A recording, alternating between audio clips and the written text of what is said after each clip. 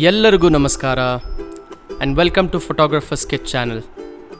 This is another video which is specifically made for photographers and birders who wants to know the species of birds found in Pulicat Lagoon, a brackish water lagoon in India. To justify the place, I had to keep the video a bit longer. Pulicat is located near Chennai and 96% of this lagoon is in Andhra Pradesh state. From Bengaluru, we started at 10 p.m. so we can reach there in time before the sunrise, which is something you cannot miss. It takes around 6 to 7 hours and we were optimistic to make it for the golden hour.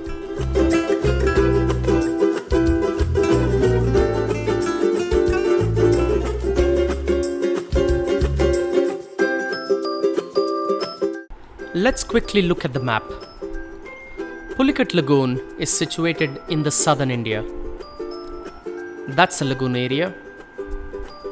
There are two boat points, one in Pulicat village and the other one is Annamalaichari. The boatman takes the boat into the lagoon and that's where the Sriharikota is.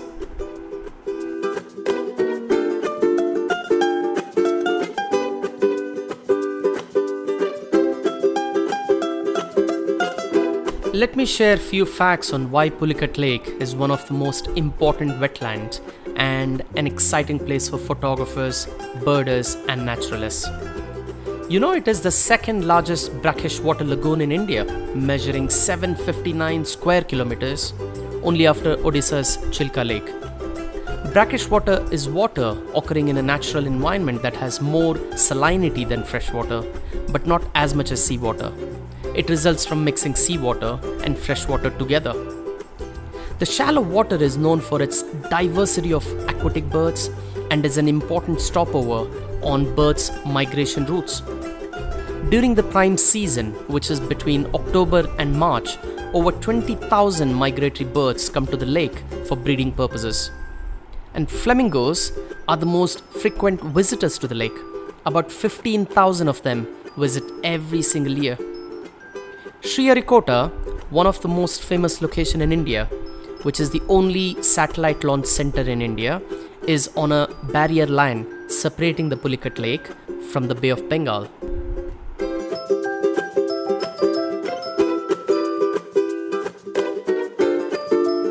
So finally we are here, and as planned, we managed to reach here before the sunrise.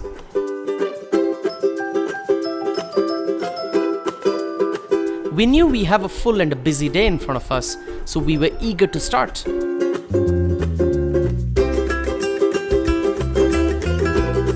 Luckily, our boatman arrived on time and we headed towards the lagoon.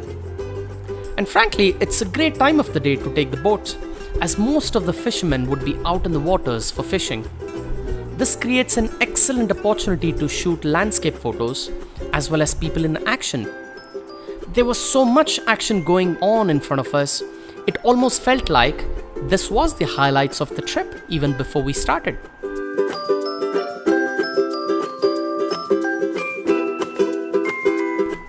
These are some of the shots I took.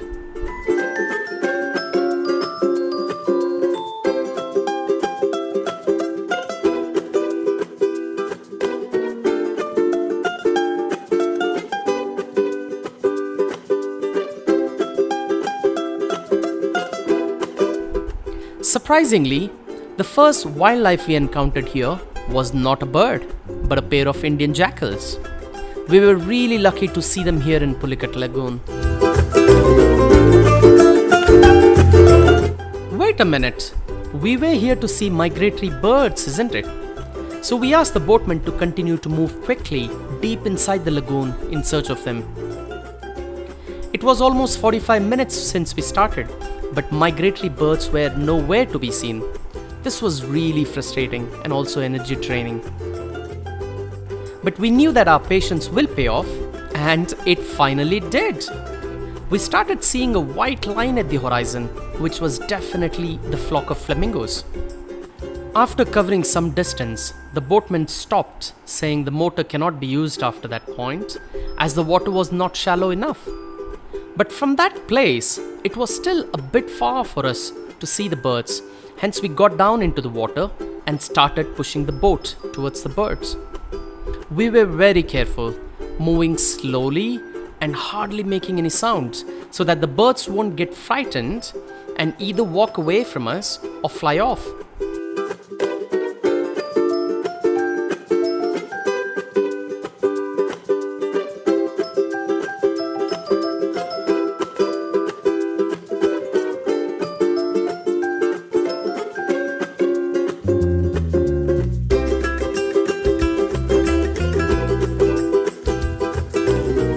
Wow, finally, we see them clearly.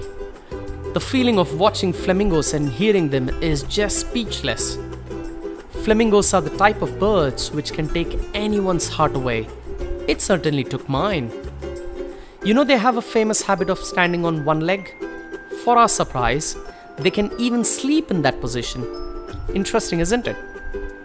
While taking off, flamingos can literally run on water to gain speed before takeoff, which does not surprise us due to the size and weight of the birds. And flamingos are like humans, very social. They gather in big groups and do almost everything together. And finally, what I've observed is that they are one of the most shy birds. And when you try to get closer to them, they either start walking in the opposite direction or just fly off.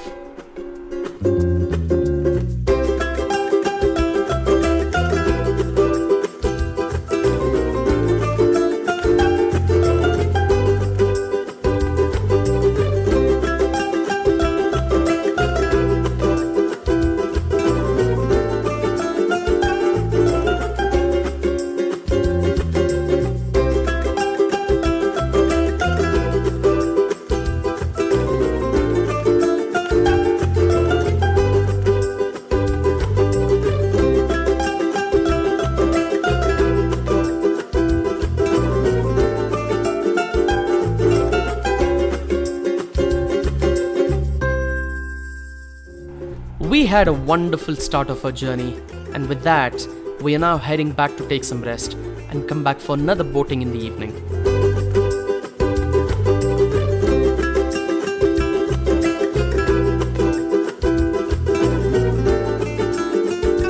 Pulicat is not a big town, but has some decent hotels to stay and many restaurants to eat from.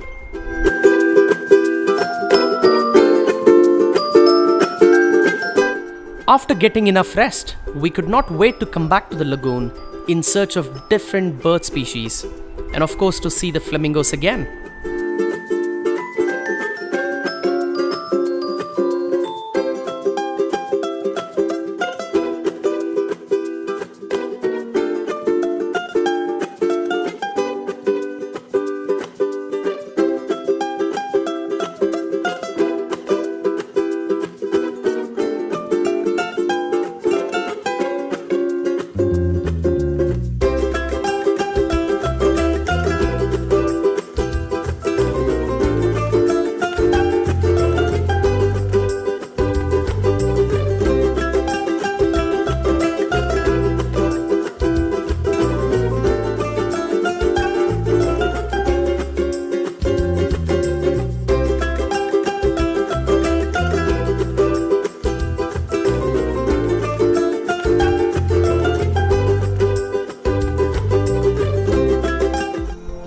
I must say, the best part of being close to the ocean is to see the splendid golden and blue hour.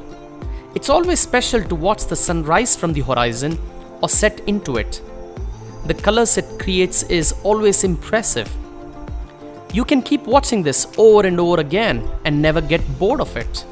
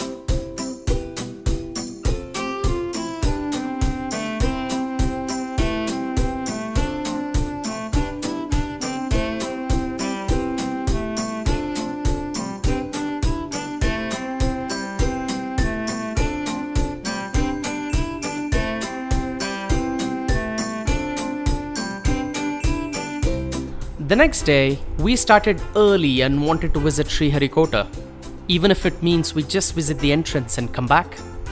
It's a place which we don't want to miss.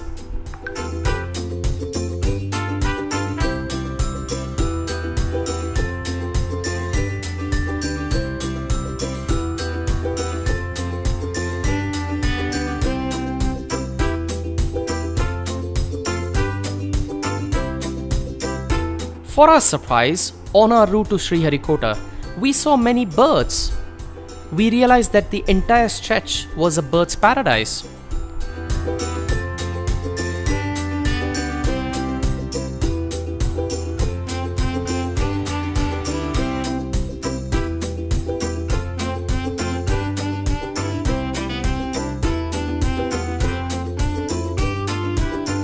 So if you ever visit Pulicat, you should definitely travel on this route. When you are traveling towards Sriharikota, keep an eye on both sides of the roads, where you can find many species of birds.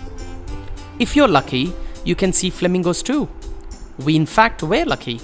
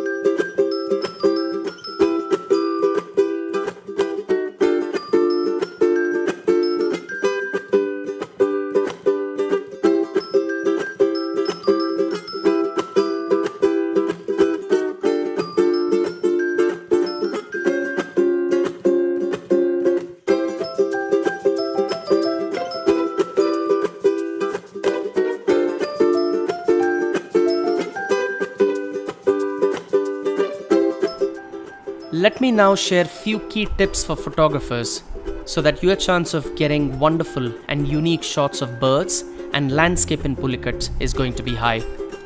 There are many aspects of photograph which are equally important, but I'm highlighting the points which pertains to this location. Rule number 1, golden and blue hour. It is evident that at this time, the wildlife is super active. And this is the time when the entire lagoon turns into magic with a lot of activities around you. So you definitely don't want to miss it at any cost. Telephoto lens for birds. If you want to get good reach of these birds, you've got to have a lens which is at least 500 mm. Anything less than 500 mm will push you to the edge and you will find it really hard to get the desired reach. But for shooting landscape and people, any other lens will work quite well. And the next one is higher shutter speed. You always have to have a higher shutter speed due to the constant movement of the boat, and you will have some movement even when the boat stopped. You also need to have a steady hand to reduce the shake. Multiple shots, burst mode. Multiple shots will help capture the moment which you would intended to shoot. If you take photos in the single shot mode, the chances are very high that you will miss the moment. Check out flamingo photos. Like any other subject or location, these birds have been photographed for many years. Hence, seeing photos will give you ideas on how these birds have been photographed, the compositions used, as well as the angles. And finally, be creative. Not to forget, you have to be creative to be able to take a creative shot.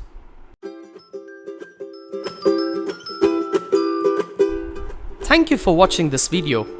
You can find the photos and other details in my website mentioned in the description box below. Please do leave your comments.